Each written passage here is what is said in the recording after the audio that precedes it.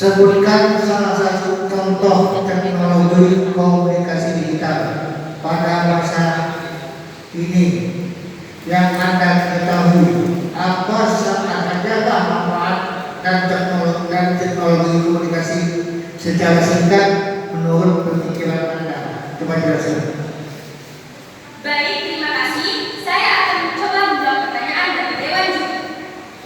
Komunikasi digital yaitu berupa seperti Facebook, WhatsApp, Line, dan lain sebagainya.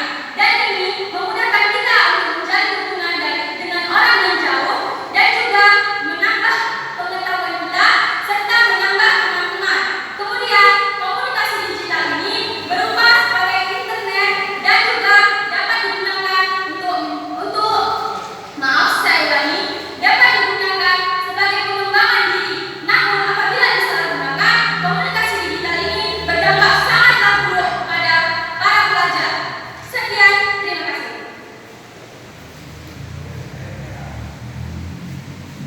Pertanyaan selanjutnya.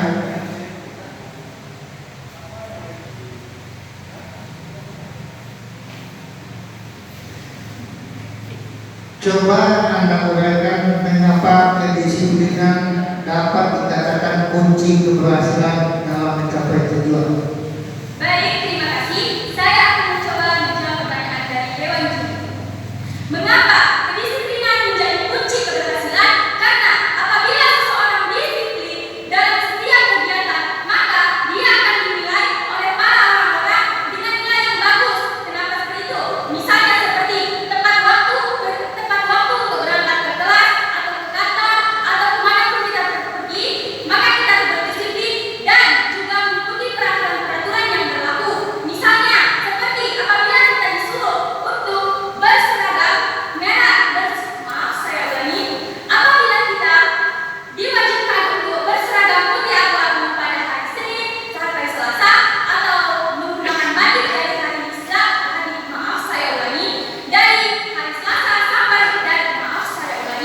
hari Rabu sampai hari Kamis, maka wajiblah bagi seseorang itu untuk menggunakannya. Itu adalah salah satu contoh dari disiplin. Apabila kita melaksanakannya, maka ada nilai tersendiri menjadi kunci keberhasilan di masa mendatang. Cukup, terima kasih. Terima kasih.